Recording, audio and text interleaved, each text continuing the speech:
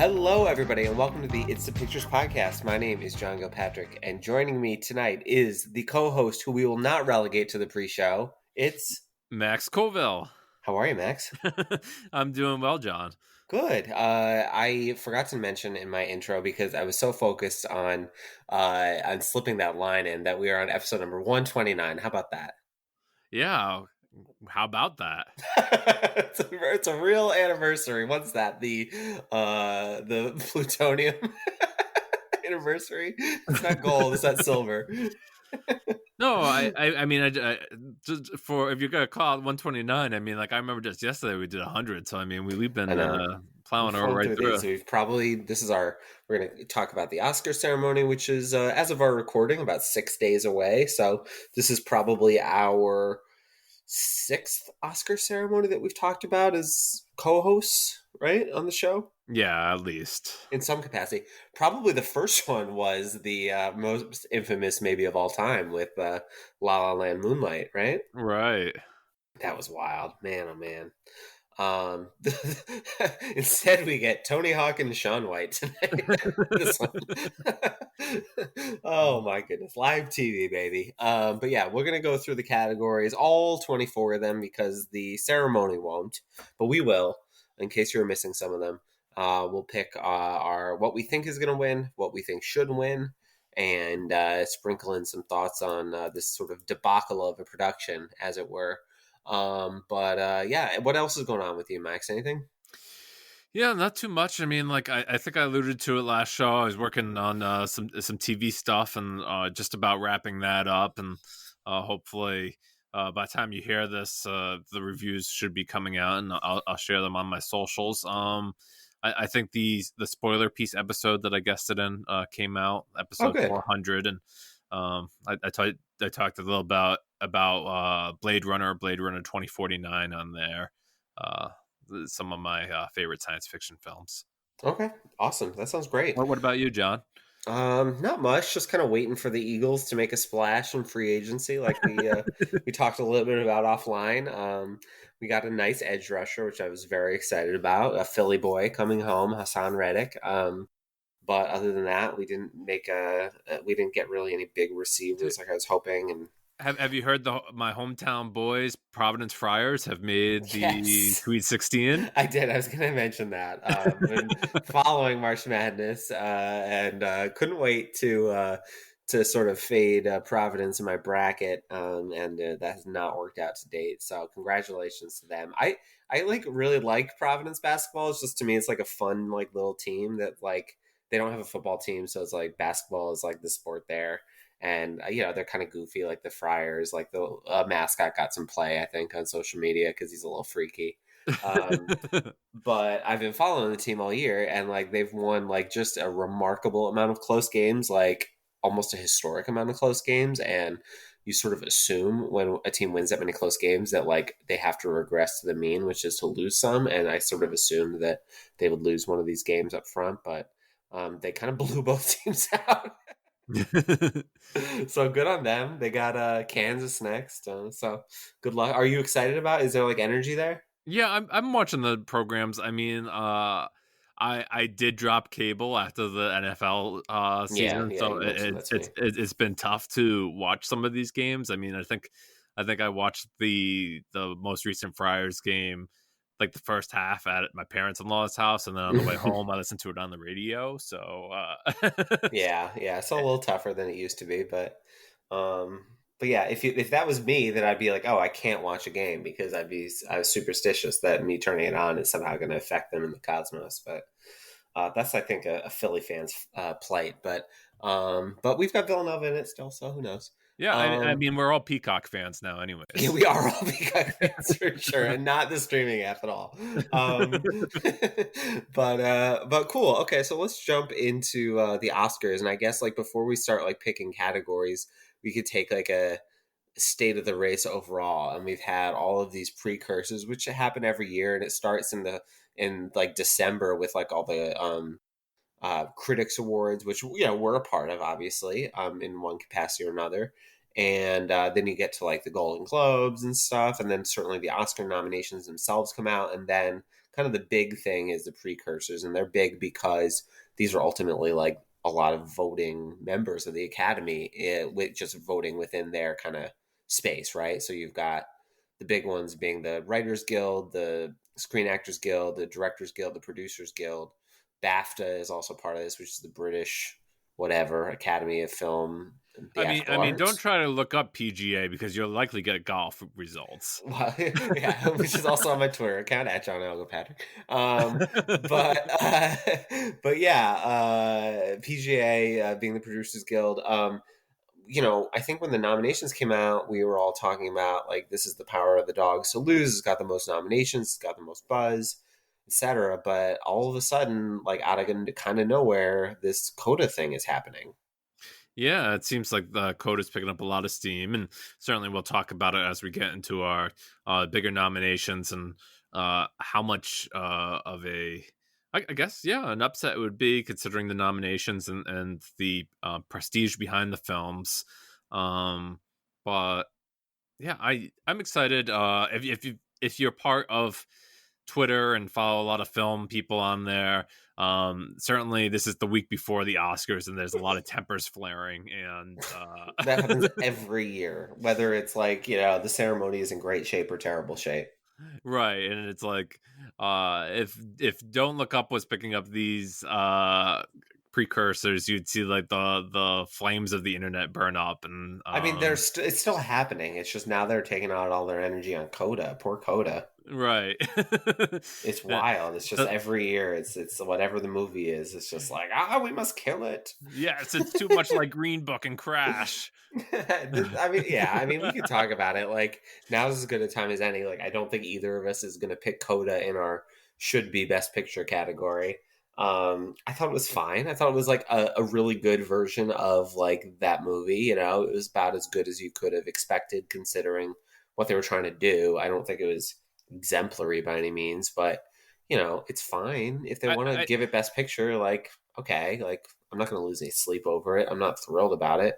I think it hit like a little harder for me when I saw it because Yeah, it's your neck of the woods, right? yeah, it takes place in Boston or at least Massachusetts, and not only that, but it was like the premiere film at an online Oh, Sundance, yeah, which you and participated in. yeah, and so it was the first film that I saw of the festival, and certainly ecstatic response from everybody online, and just and whenever you're part of a festival, and for people who Yes, I was just going to yeah. say this. Go People who ahead. don't like go to festivals or anything or just read through the vines, just imagine that every festival film is like graded a little bit higher Oh than my what it god. actually is. And it's totally understandable. The first time I went was in 2020, sorry, in 2010. I went to South by Southwest. My buddy lives in Austin, and for my spring break, I went down to visit him and participate in the festival, and it was great. But the world premiere was like Kick Ass, that like superhero movie, Yeah. and it was fun. And like I don't know if I've watched the movie since or not, but like I had so much fun, and I was like, this is the best movie. This is going to be like Titanic sized box office hit. And then it was like a giant flop, and like nobody cared. I was like, what is going on? People are crazy. This movie is so good. It was like, oh no, that's what happens when you watch like a world premiere at a festival. It was like, oh okay, I guess Oh you. yeah. But yeah, that's absolutely true. So, but this is the weird part where it's like Coda did that, then kind of like came out like very mutedly, where nobody was paying attention. It like got some like Oscar nominations, like somewhat of a surprise, not like a huge surprise, but it wasn't like thought to be a front runner by any means. But now it seems like people are just sort of like watching it for the first time, maybe, and thinking, well, I get the power of the dog is like really well done and blah blah blah, but like I don't love it. So like maybe this, and like everybody decided that. It reminds me of this is maybe a little inside baseball for people, but the 2012 Republican presidential nomination, where it was like Mitt Romney going into it was like, okay, Mitt Romney's going to get the nomination, like whatever. Like we have to go through this charade, and there's all these jamokes who are trying to get the nomination, like Newt Gingrich, and like there was a minute where he was the new front runner. It was Newt versus Mitt, and then like 2 weeks later it was Herman Cain versus Mitt, and then 2 weeks later it was Michelle Bachmann versus Mitt. and then it was Rick Santorum versus Mitt. It was literally like they went through every single person, had this giant spike in the polls where like the people who didn't like Mitt Romney gave them a chance, and then like that there was nobody left. And so that's sort of like Coda is like the last one we can try to prop up. Like we tried it with King Richard, and we tried it with Don't Look Up, and we tried it with West Side Story, and like nothing stuck, but maybe Coda will. It's our last chance. So how about that for like a really, really out there analogy? But I'm sure somebody listening knows what I'm talking about. Yeah, Dakota won a WGA award, it won a SAG award, it won a PGA award. Power of the Dog won the Directors Guild. Don't Look Up also won Writers Guild, because I guess they do adapted and original separately. And then BAFTA was Power of the Dog? Yeah, I think it was probably Power of the Dog there as Yeah. well. So those are like the precursor winners. I mean, we can, I don't think we'll get into all like the precursor acting. We can just kind of talk about where we think the state of the race is for those. But yeah, I mean, in terms of the sort of ceremony itself, why don't you tell people like sort of where we're at?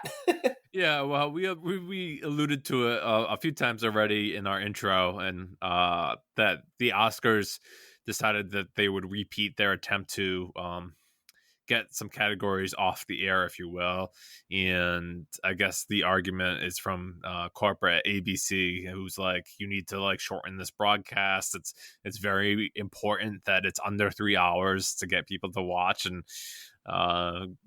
get people excited for it, I guess. And they just are trying a totally different upheaval as opposed to last year's event, which I mean, yeah, that wasn't great either, but it had its COVID problems and It had its Anthony Hopkins yeah, problems. that too. Oh, he happened to be sleeping, and, and they didn't put Best Picture last, which boggles my Yeah, mind. I mean, it was just such an unforced error. But like Soderbergh, I guess, was one of the producers of it, Steven yeah, Soderbergh, and like I guess he thought like it would be such a wonderful moment. Um, had it was a moment. yeah. So they got rid of the 8 categories. Like, remember a few years ago, we were angry that they were talking about removing categories, and they said, Yeah. "Well, we're gonna go ahead and do it this year. You can't stop us." And you might remember a few weeks ago, we talked about how they're adding like a Twitter like most popular film thing, and they might still be doing that, but it's certainly dropped off the face of the planet. Well, the movie that like there was like some kind of update. I don't remember exactly like how it was calculated, but they're like, oh, the leader is Cinderella, starring Camilla Cabello. And I was like, oh, wow, okay, nailed Uh, it. yeah, this is great. There, I don't really know like who any of this stuff is for. Like, are people who are disinclined to watch the Oscars going to look at this somehow, see this news, and say, "Oh yeah, like Tony Hawk is going to give out a Best Art Direction award and read like a stilted script for 90 seconds. Like I have to watch this 4 hour ceremony now." Yeah, John, I even said like when they announced like they were going to do we don't talk about Bruno. They also said that they're going to do something for the 60th anniversary of James Bond and the 50th anniversary of Godfather. Okay. And it's just like I think the argument was like 10 years ago that it's something for the 50th James Bond. Okay. And it's like, yeah, those things are nice, and I like both those franchises, and they should be maybe doing more of that. Like, oh, let's remember a classic film and the Oscars. Nobody cares about. I mean, nobody I like. know, but I Here's the care. thing. Well, no, I know.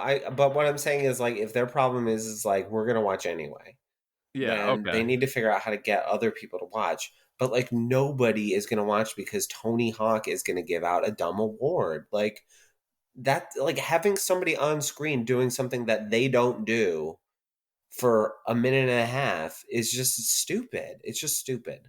Like it needs to be a radical change if you want to get some of these people in there. Yeah, I don't know. And then like Whatever. I mean, I did you just see don't. like there was a quote going around like I guess Amy Schumer wanted like the president of like Ukraine to like Oh my god, go on via video, and like people are like he has other things to worry about right now. that's wild. Wow. Okay. Yeah. Well, whatever. I mean, that would be that would be radical. That'd be something. Maybe he's interested. Who knows? But yeah, I don't know. That's crazy.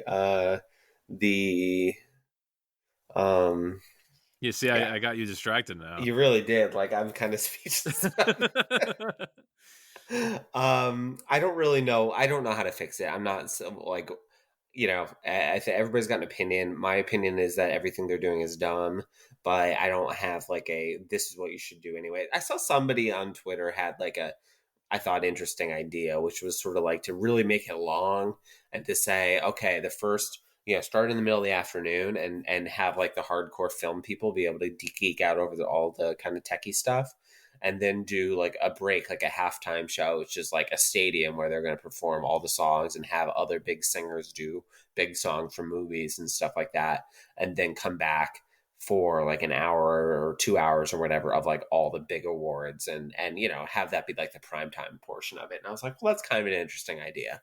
They'll Yeah, never do that, but right. And then there was the other ideas that were like, "Oh yeah, just put it on a streaming service." And it's like, do you that's not a think that they terrible want to idea. make money? Like, Well, not even that, but it's like, are you going to be like, oh, well, everybody talked about what won, but let me watch the show to find out. no, yeah, I mean, but like, putting the whole broadcast on like a streaming Yeah, it's silly. service. It's Yeah, silly. like nobody would watch it. No, No one's no, gonna subscribe to that service to watch the Oscars. nope. But whatever. So that's the ceremony that we're going to now dissect for about an hour. Where do we want to go? We'll go through the categories here. Like, do you have an order that you want to go through them in? Should we just go in like kind of chronological order here and we could save director or picture for last or something? Yeah, we should definitely save director and picture for last, but let's we have like a ballot in front of us, and if you want to play Right. along with what we're looking at, it's like the ABC's official like Oscars ballot, and Why don't you maybe put a link on the in the show notes so people can check it out if they want to just sort of see the order that we're going in, or see some of the nominees themselves yeah, if you they want to want. play along. Do you want to go like a snake from original screenplay up and then back? So we'll do original screenplay. We'll go up, and then we come back down, and then we go back up, but we'll skip over picture and director and save those for last. Yeah, Okay, yeah, yeah, that works for me. Okay, so best original screenplay.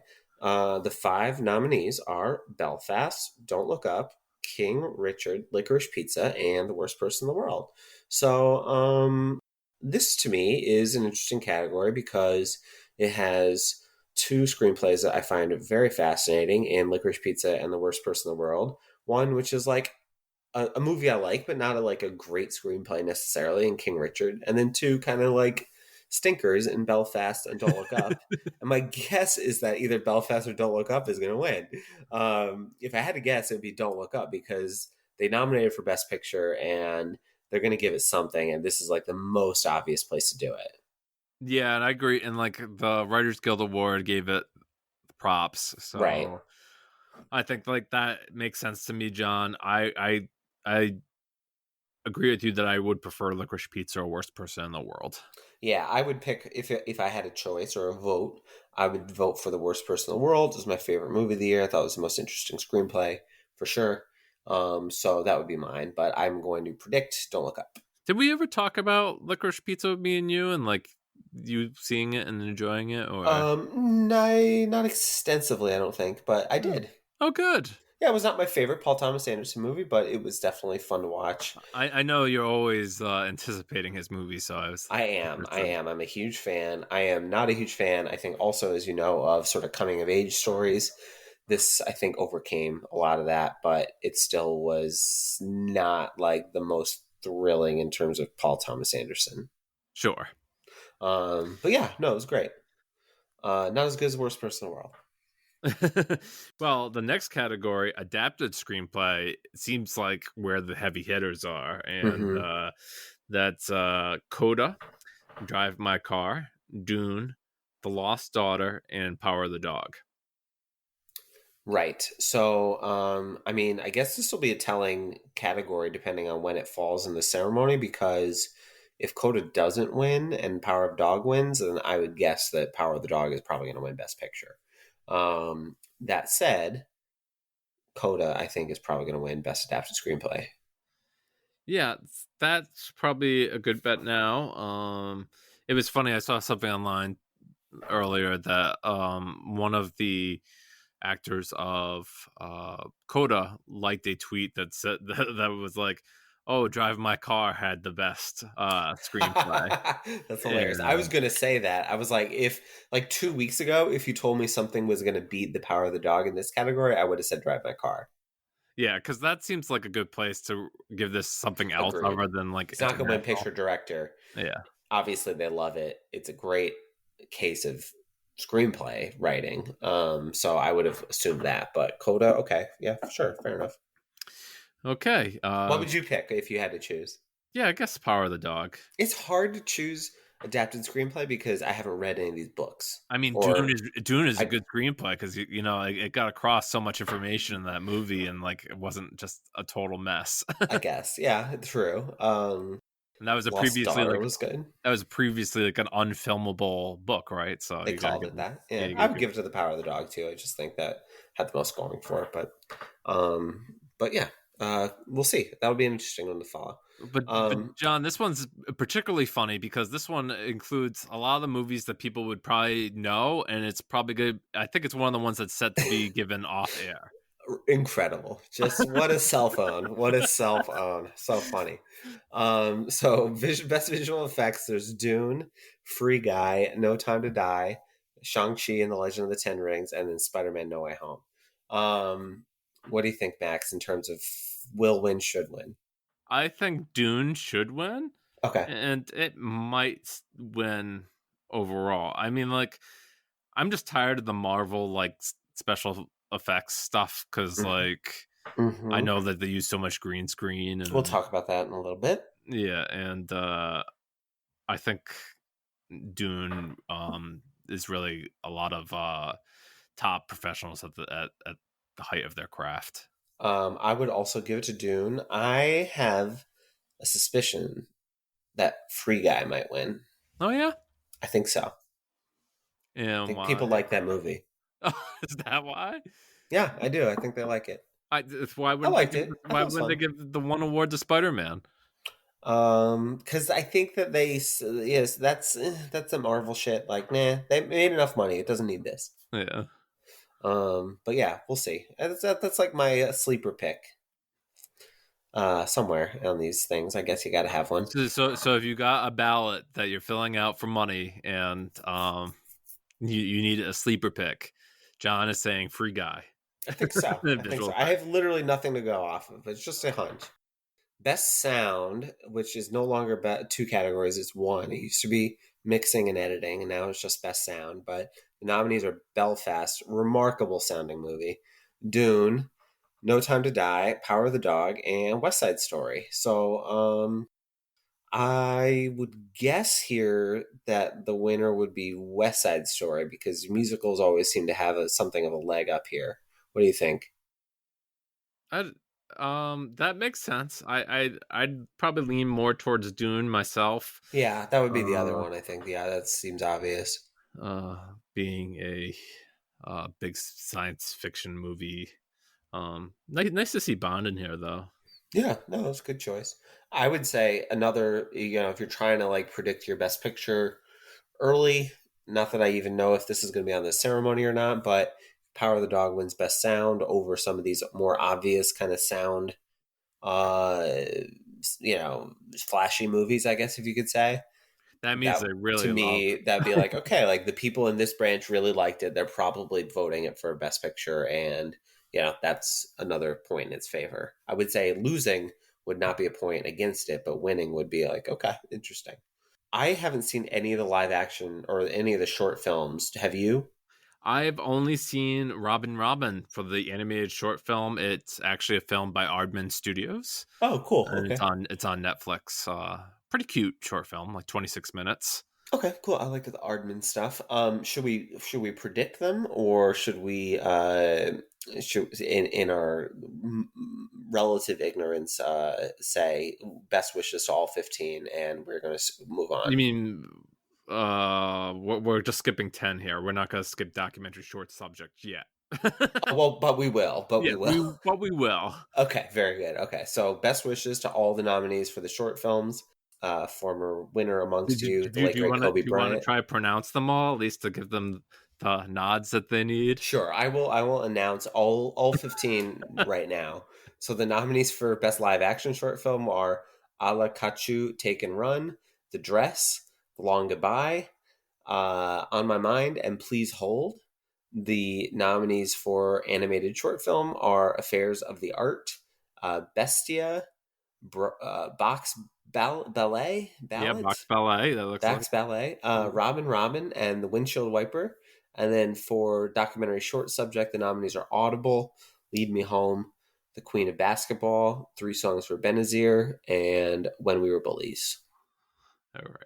And So there you go. congratulations to all 15 of you. Best And wishes to all of you. Absolutely.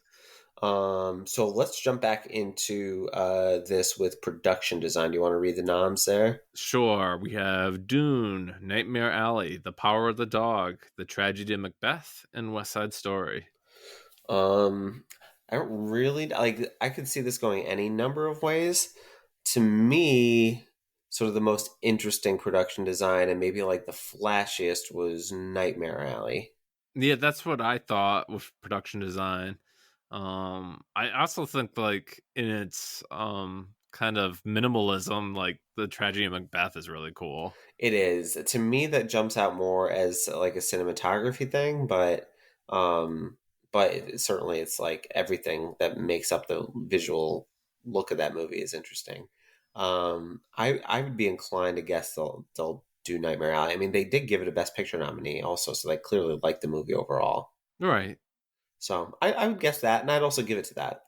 Yeah, I mean, for me, Nightmare Alley was a disappointment. It was, but I it was so. I thought it still looked like super duper cool. yeah, yeah, some of it did, yeah. Yeah.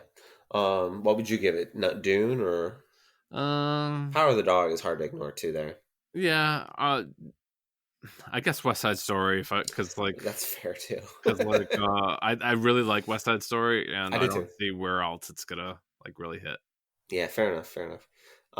Okay, so next category is original song, and the nominees are "Be Alive" from King Richard, "Dos Oruguitas" from Encanto, "Down to Joy" from Belfast, "No Time to Die" from No Time to Die, and then "Somehow You Do" from Four Good Days, a classic. I I think they'd want to give Beyonce an Oscar, Yeah, but so I guess they could also do it to Billie Eilish.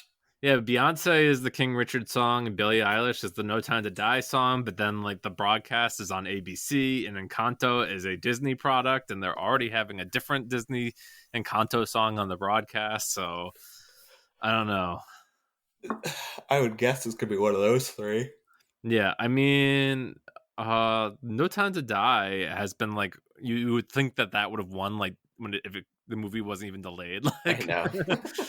like that. It's just like a classic James Bond song, and Billie Eilish and Phineas kind of hit it out of the park with that one. I still really enjoy the song. It might not be Skyfall to me, but Yeah. it's definitely one of the better Bond songs in a while. I think that's fair. I liked it. I would be a little bit partial to Be Alive, and I think they'll give it to that. I just think it's hard to. Beyonce is just hard to say no to, in my opinion. You know, she's there. Like, don't. That's what I've been saying about Will Smith, and we'll get to it. I think he's gonna win, but like, he's right there. Just don't be stupid. Don't be stupid. Don't be stupid. Best original score. The nominees are "Don't Look Up," "Dune," "Encanto," "Parallel Mothers," and "The Power of the Dog." I didn't see Encanto. I guess I could have announced that in some of these other categories, but I haven't seen it. I also haven't seen Parallel Mothers, so those are two blind spots I still have. And so I'm not familiar with the scores really. I would say "The Power of the Dog" I thought had a great score. Really, like one of the probably the best of the year for me. One of the more memorable scores in a long time. Johnny Greenwood. I've seen all five of these, and I tell you, as much as I like Parallel Mothers, I can't remember that soundtrack for the life of me. Mm-hmm. So that one gets crossed off. Um, Encanto, I think it's more about the actual like songs with Hmm. lyrics than it is the overall score. So I wouldn't give it to that either. Power of the Dog, I really enjoyed, but I also liked Johnny Greenwood's stuff in Spencer. So Yes, you it did. was it was tough to choose between the two of them. Dune is Hans Zimmer, and it's a fine soundtrack. I probably enjoyed it, and you know what? For everything I didn't like about Don't Look Up, Oh I my. really like the soundtrack. See, I don't remember it at all. Yeah, I was listening to the soundtrack away from the film, Well, that's good. and so like usually that's a sign that I kind of dig it. But It's I one of the weakest original score categories I can remember, to be honest with you. Just like I thought the Power of the Dog was great. I thought Dune was fine. Like yeah, there's a it's half not dozen Hans Zimmer's Hans Zimmer best. Yeah. scores that are way more memorable than that. I don't remember Don't Look Up, and the other two movies I haven't seen. I just like think back to even just over the last few years, like some really classic like categories that are just packed with like really memorable scores, and this year wasn't it. But I would guess Power of the Dog in both. You know, should win, will win. I'm gonna actually think that like I would say Power Dog should win because I think just Giant Greenwood had such a good year of both of those Sure, give films. it. Yeah, But sure. I think that Hans Zimmer is probably good for Dune. There's been a Okay, lot of hype around okay, fair enough. For makeup and hairstyling, the nominees were "Coming to America," which I totally forgot came out. that. Um, Cruella, which I also kind of forgot came out. Dune, The Eyes of Tammy Faye, and House of Gucci. Gosh, I don't know. I mean, another case of I didn't see Coming to America or Cruella, so I can't really judge them. I mean, I did see a lot of commercials for Cruella. Um, I would guess they'll do House of Gucci. Yes, for me, I believe they're gonna go with the eyes of Tammy Faye. I think that the actress in that movie is Yeah, probably gonna win Best Actress, and it's really? on the strength of her makeup in that movie. She's gonna win Best Actress? Are you serious? Yeah, I'm serious. Stop it. No, I am serious. You wait. We'll get there. Jesus. Okay. Wow. That's wild. Okay. Well, if that happens, then yeah, might as well win. That's the classic the Iron Lady makeup and actress All two for right. two. Um, Okay, fascinating.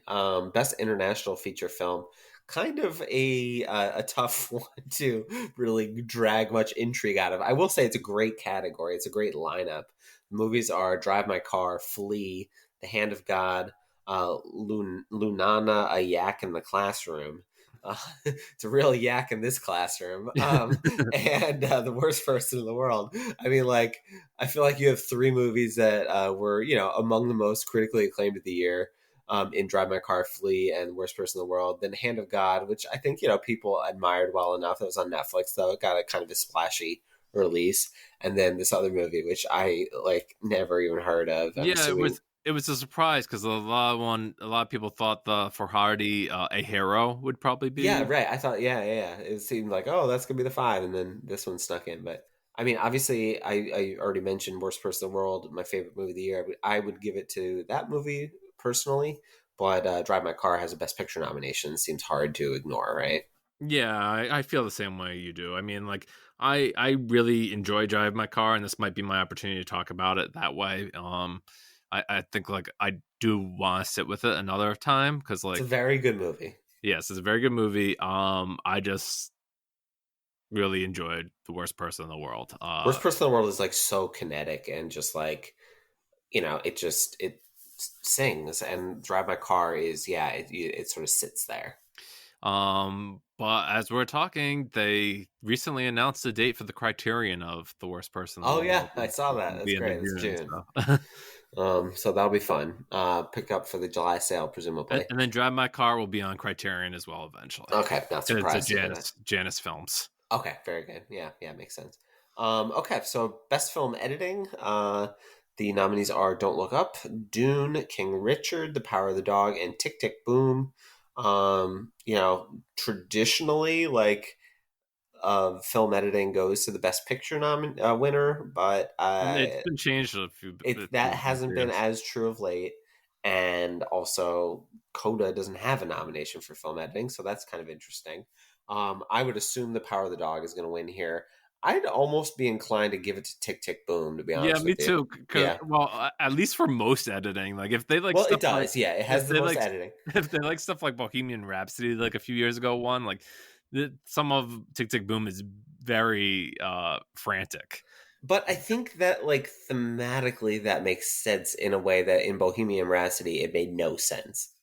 Yeah, I can buy that. I mean, this is like there's a lot going on, but it's like a very layered screenplay and obviously packed with musical numbers that, are trying to replicate what it's like to be on stage and lots of things are happening all at once. And I think that I'm typically turned off by movies like that and that editing style, but I thought Tick Tick Boom really worked.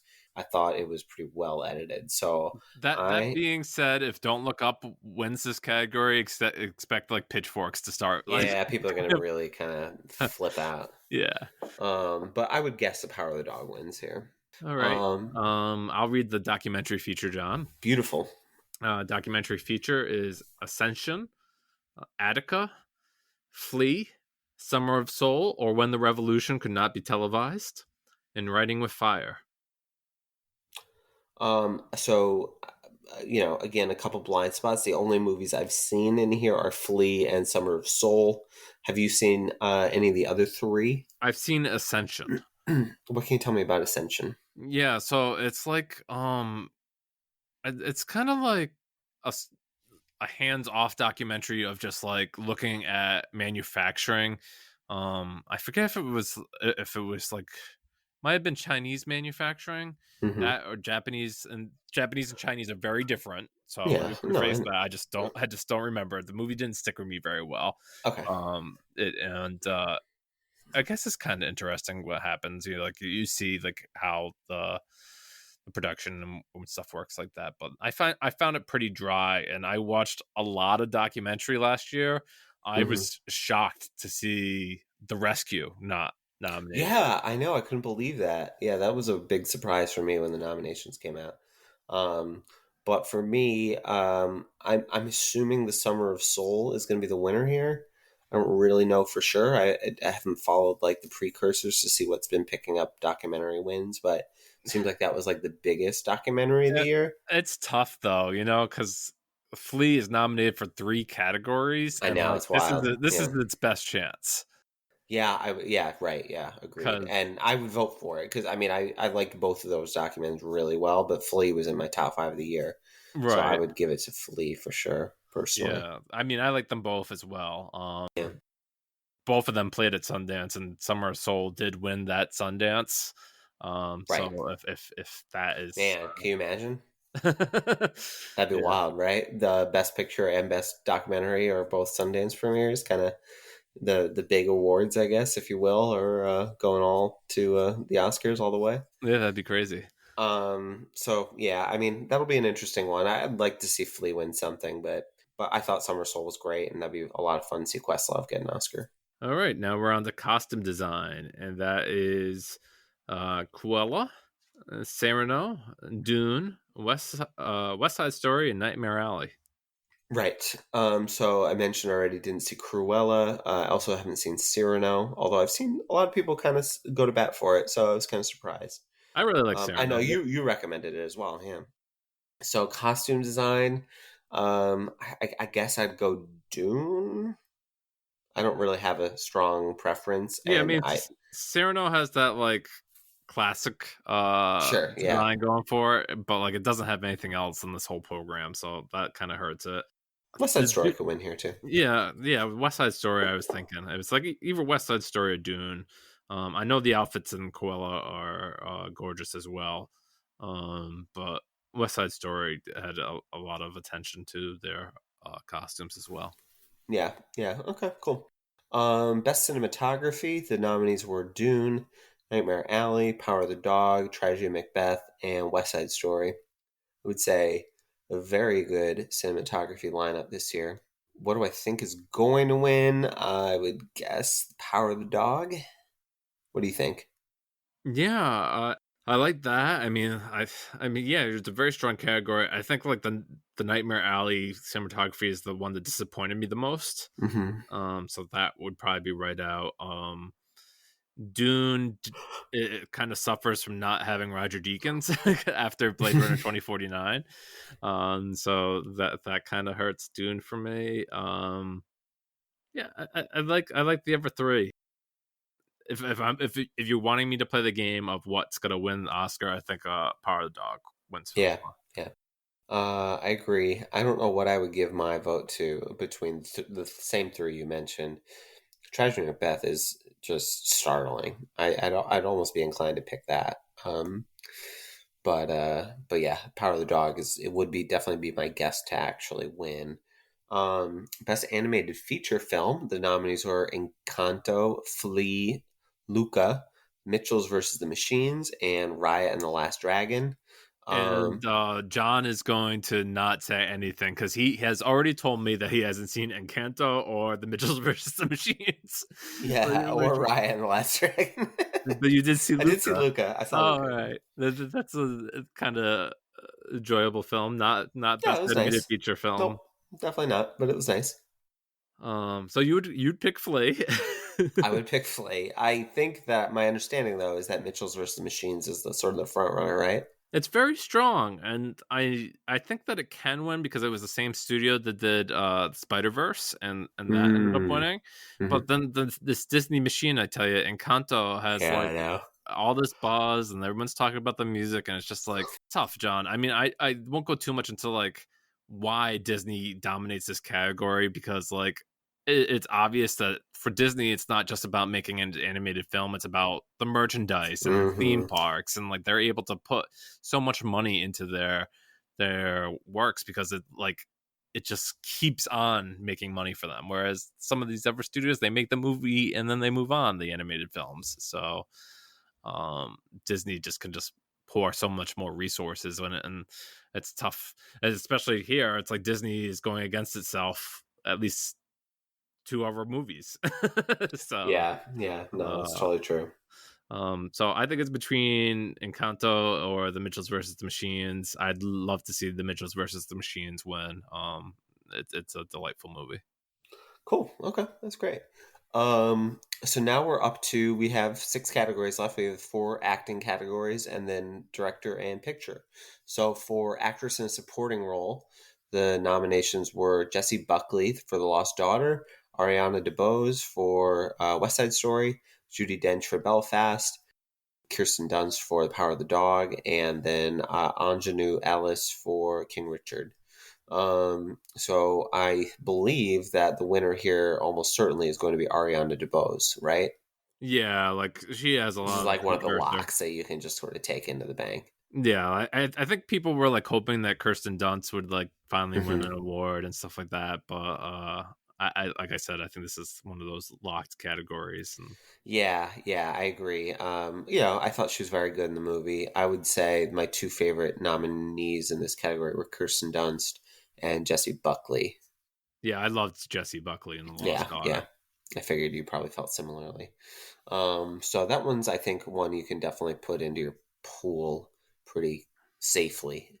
But tell me about best leading actress. Yeah, so that actress in a leading role is Jessica Chastain for The Eyes of Tammy Faye, Olivia Colman for The Lost Daughter, Penelope Cruz for Parallel Mothers, Nicole Kidman for Being the Ricardos, and Kristen Stewart for Spencer. So you dropped a bomb on me earlier that Jessica Chastain you think is going to win, and I'm assuming that's coming from someplace that I'm just being a little bit ignorant of. But Yeah, I had I think it won the assumed, I think it won the Critics' Choice Awards, and Jesus, I think she won the SAG award for my it. God, I assumed that this was going to be between Nicole Kidman and Olivia Colman.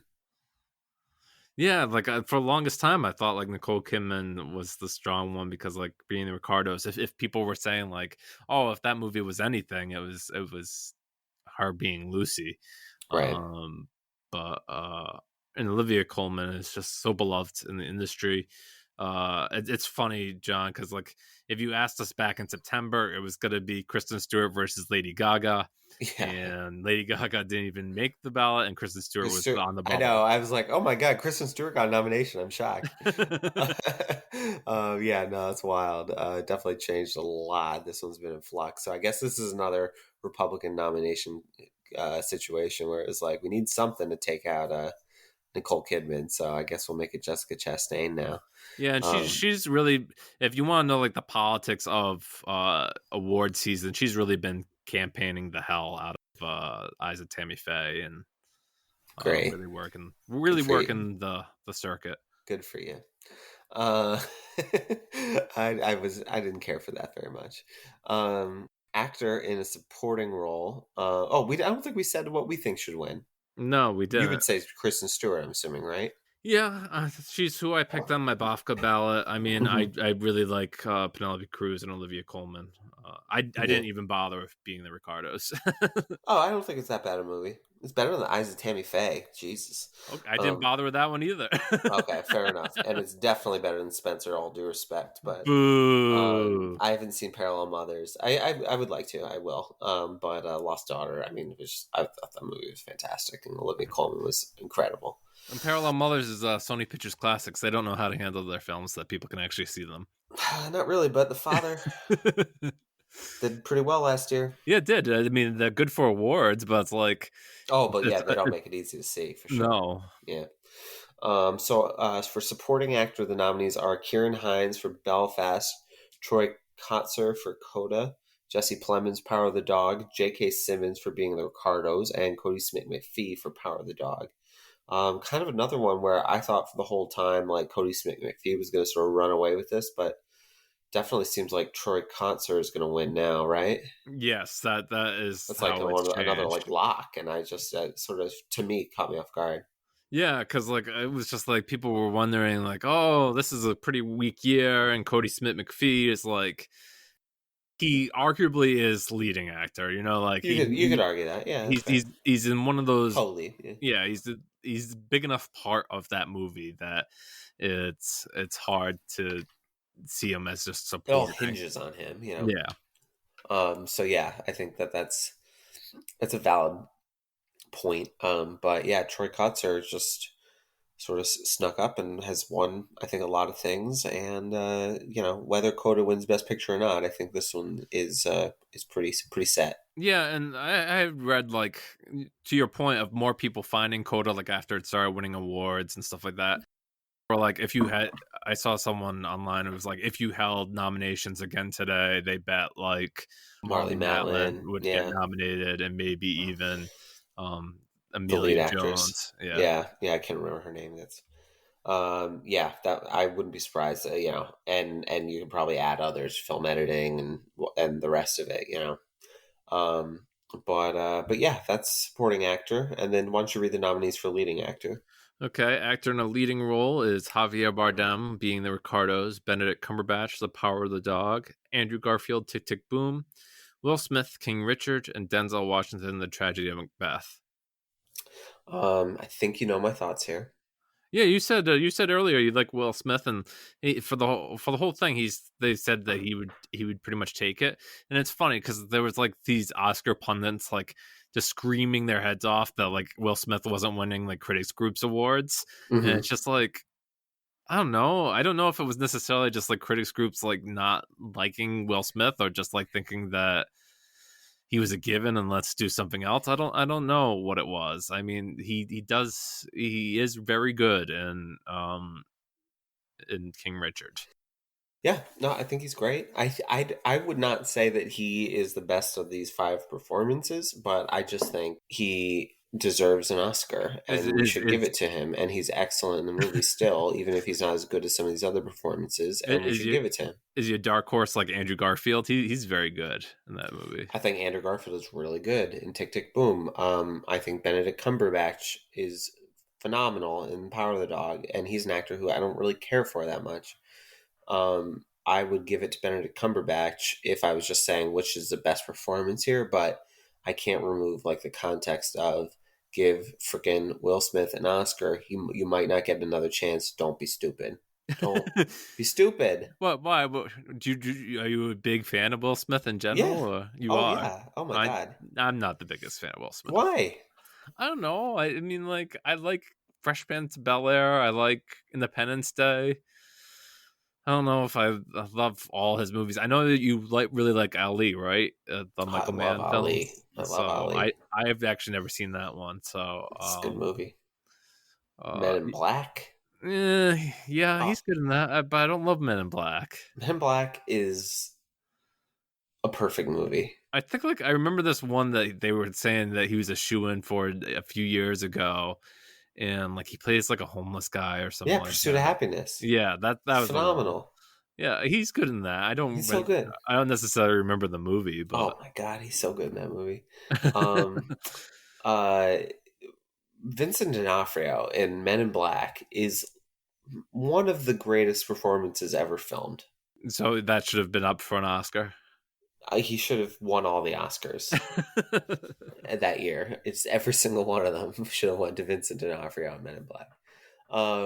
But yeah, so I would, all that. My tangent aside, Will Smith is going to win, and I'm going to be thrilled.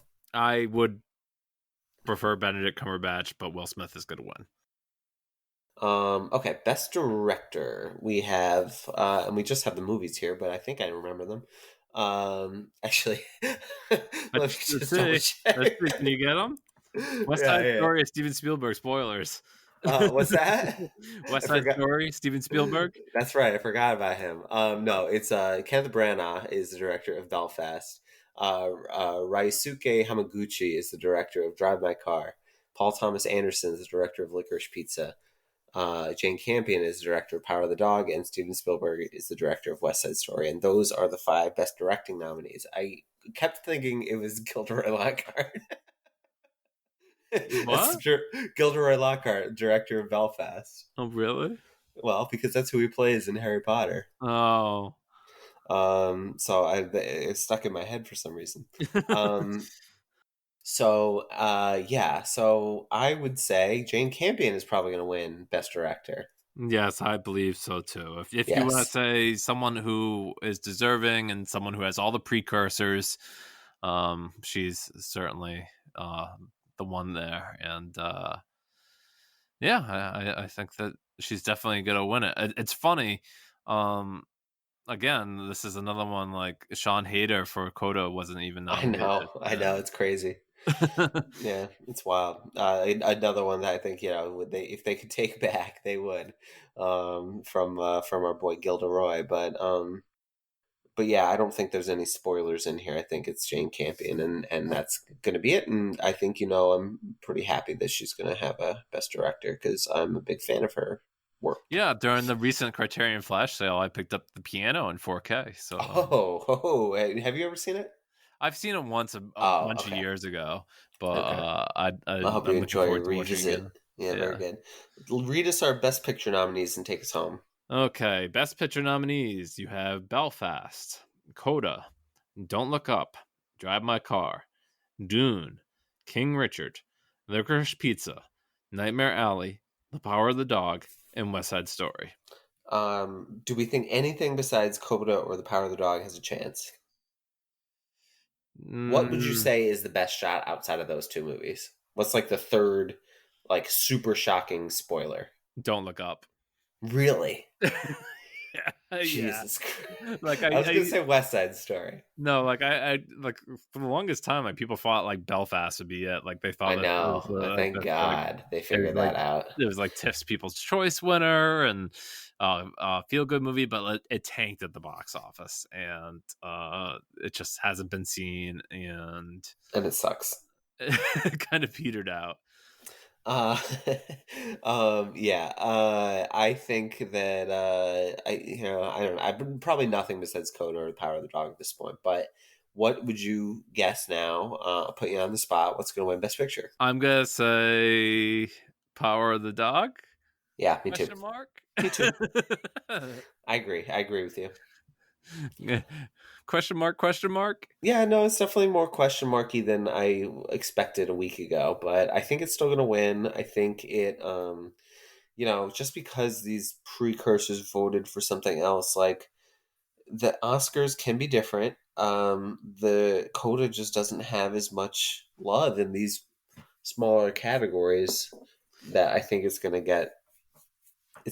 be tough to catch up. Right. I think I read somewhere that like the best picture winner hasn't been nominated in 3 or less categories since like the 70s. That's Like it's wild. it's just been like a real long time since Yeah. the best picture winner did Um, that. I think also something in like for the longest time, and I wouldn't say the longest time, but for a little while, I thought, okay, The Power Dog has the most nominations, but it's not going to win Best Picture. I think West Side Story is going to win Best Picture because they're going to want to give it to a traditional studio and a non-streamer. That's what And I thought for Belfast, honestly. yeah, sure, fair enough. Yeah, yeah, yeah. So I thought The Power of the Dog was going to struggle because Netflix has traditionally struggled to win a Best Picture. It hasn't yet. It's come really close. We all thought Roma was going to win. We all, I can't remember all the others off the top of my head, but it seemed Trial of the like Chicago 7 was strong. sure, like all these movies that were like the front runners for a while and then just sort of petered out by the time we got to the ceremony. And I figured maybe the same thing's going to happen to Power of the Dog, and it kind of has, but it's with another streamer and like a way less like I guess seasoned streamer, right? Like Apple Pictures, have they been in this situation before with a nominee even in Could Best you Picture? imagine? Like, no, they bought Coda from Sundance for Right. 16 million and put it up on their service, and then they're Yeah, gonna and win. nobody watched it. Like nobody Yeah, even knew it existed. yeah. It's Now, crazy to now me. they're getting the people to sign up, My and parents, I'm certain my parents have no idea what Coda is, and they watch a lot of movies, and they are going to watch this, and if that wins, they're going to be like, "What in God's name is that?" yeah. And that's just, I think that's just where we're at right now. Incidentally, they loved The Power of the Dog. They still well, talk to me about that well, movie. John. I mean, like that's like people are gonna be seeing Drive My Car now, so I'm gonna be like, "What the heck is Drive My Yeah, I know. Car?" And I'll tell you my mom's thoughts on all these movies. She didn't see okay, Belfast. She has no idea Coda exists. She thought Don't Look Up was fine, but it's not an Oscar worthy movie. She probably has no idea Drive My Car exists. She thought Dune was really good. She loved King Richard. I don't think she saw Licorice Pizza or Nightmare Alley, and then she loved The Power of the Dog and West Side Story. I would say Power of the Dog was her favorite. Can you recap now everything that we predicted? let's see. Original no, screenplay. Don't make me. no, I'm kidding. We'll see what happens. It should be an interesting night, whatever ends up taking place, and we'll see what Tony Hawk has to do, and what bozos are gonna win awards. So, I guess any other final thoughts on the Oscars before we start to transition out? No, I mean, like every year, John. I mean, I am a fan of movies. I love movies. I love being a critic and Mm-hmm. reviewing movies and participating in this circus, if you will. Um, I don't necessarily love that there's a whole industry based on whether or not said movie is Oscar worthy, and that means whether or not it's good or bad. Mm-hmm. Um, I think that some of these movies get killed because they are best picture winners or nominees, and for movies are better off not having ever won. Mm-hmm. And certainly there's a stigma with that. And John, you and I have talked about it for a number of years. I think even like you and I could probably agree that King's Speech is a fine film, but it's Yeah, like it's good. it's been pitted as this movie that beat Social Network, and it's Yeah, just like yeah. How dare it? yeah. So I hate that part of the Oscars, I do too. um, but it's still very much a part of film history, and um, I like that it's still a something to prop up as like quality film and stuff like that. Like they haven't just like done a Critics' Choice thing and then like Spider-Man Best Picture or the year and like People's Choice rather, and like done something really silly. I like that it still kind of means something even if I don't always agree with it, and I hope that they don't mess it up and it doesn't go away because they can't figure it out. Yeah, I agree. I agree. I hope they figure it out. And I'm not, I'm sort of like a traditionalist, I guess, in some ways, where it's like you know, I think it's nice to have a ceremony and do all the categories and have a few songs and a few clip shows and call it. But if that's not what people want anymore, and the industry feels like it needs this for whatever reason to keep making movies like these, then I hope that they do whatever they need to reinvent it. And I'm kind of like, just figure it out, you know.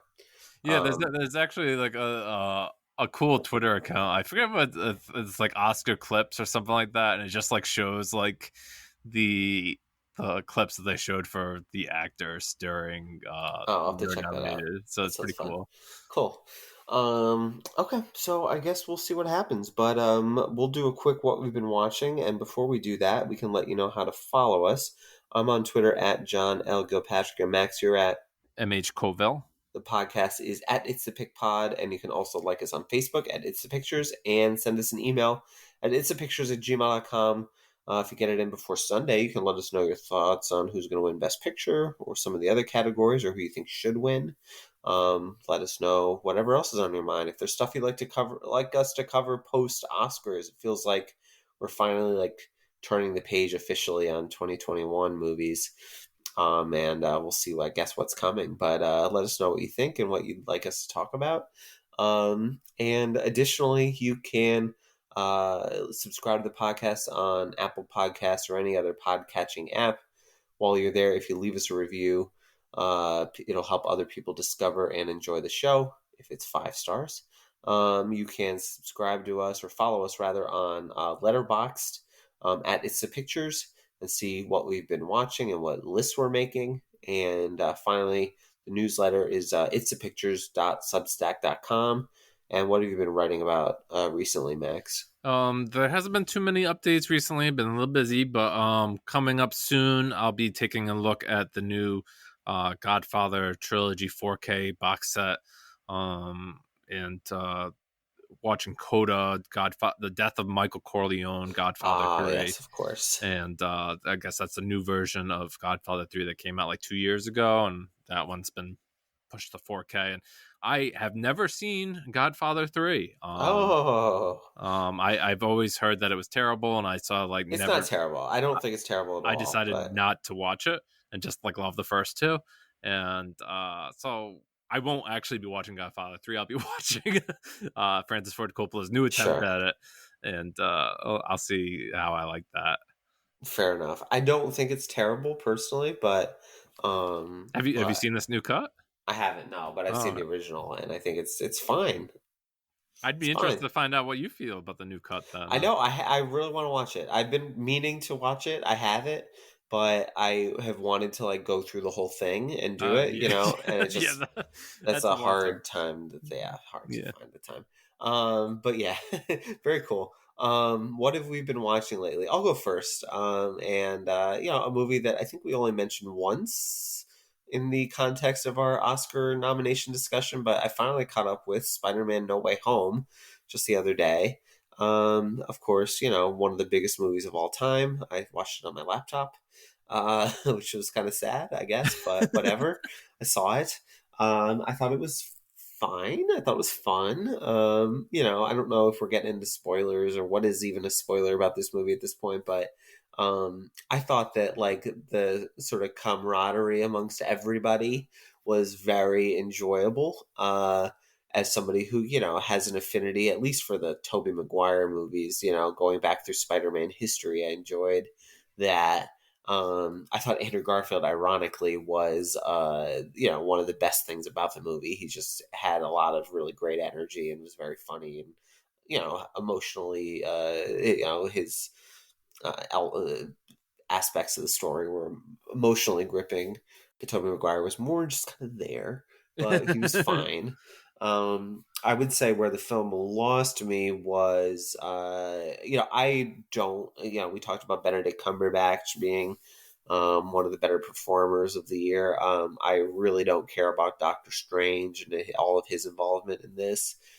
Felt very shoehorned in because they needed, to replace Tony Stark, and they're going to do that with him, I guess. So I thought that was kind of lame.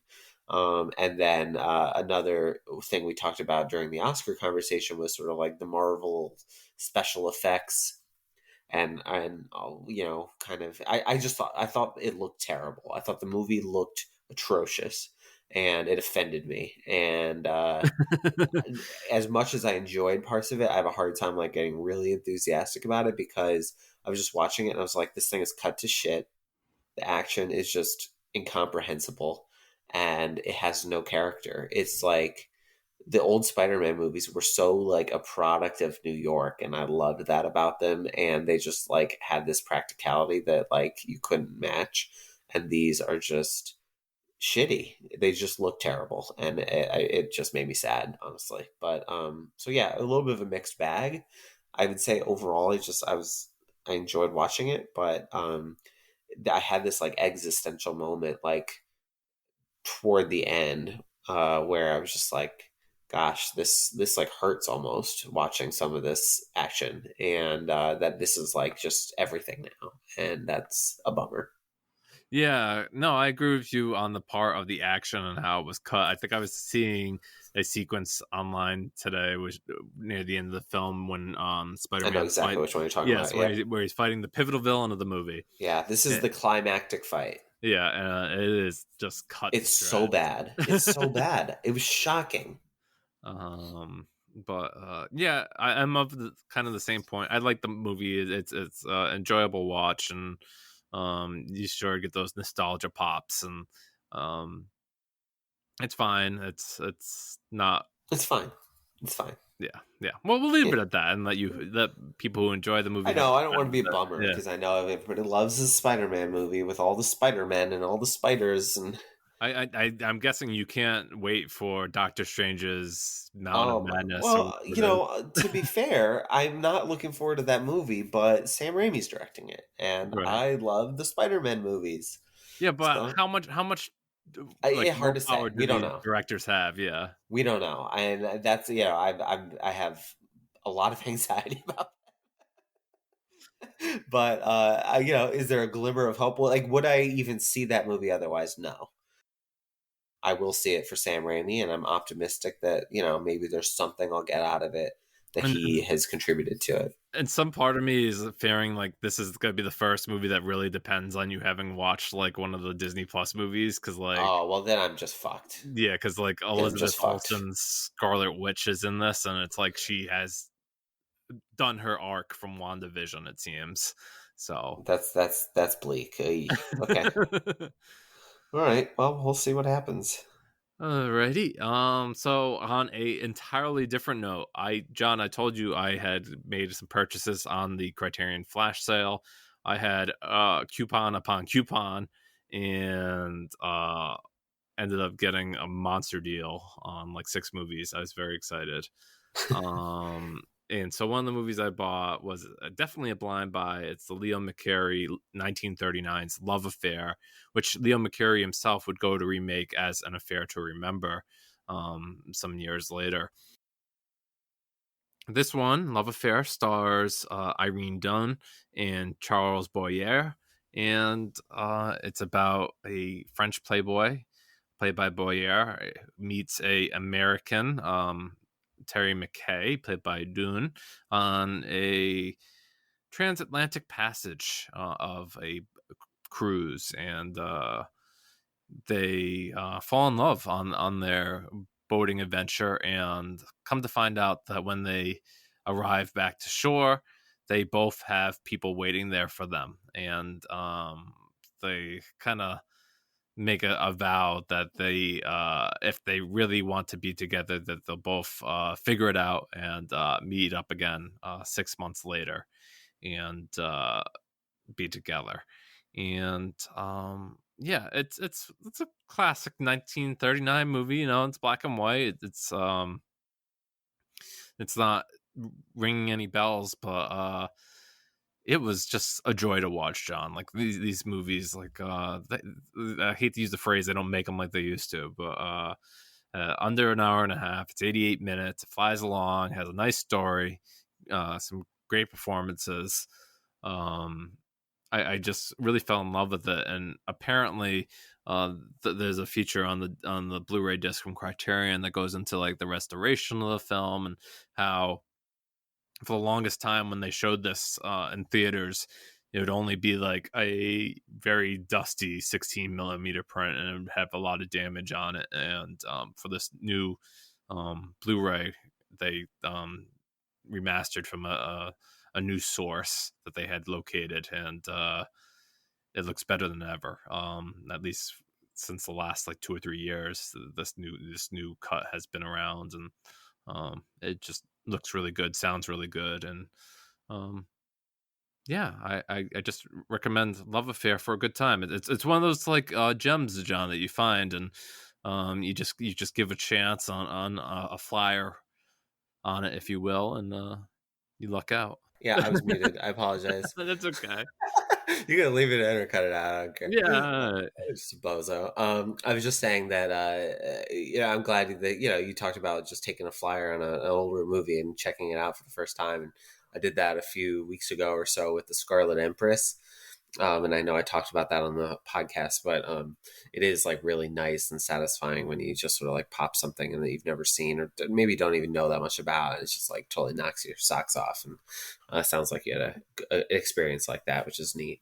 I'm yeah, glad and for you. John, you didn't put it on the outline by you continuing your Criterion watch along. Have you seen anything? I have not seen anything, I think, since we last spoke, but Okay, I'm you're a little due behind. for I'm due for a weekend of, kind of catching up for a few of these weeks, but I will before we talk again. So I have what we've been watching. Okay, but it's funny, John. Like even you mentioning Scarlet Empress, like one of the biggest additions to Criterion Channel this past month was a slew of pre-code films, Yeah, and I saw that. Right. Yeah. yeah, a lot of That's those very cool. Marlene Dietrich films fall into Hmm. that. Yep, absolutely. All right, beautiful. Well, I guess that's going to just about do it for this episode. We thank you for listening, and we'll talk to you again soon. Bye.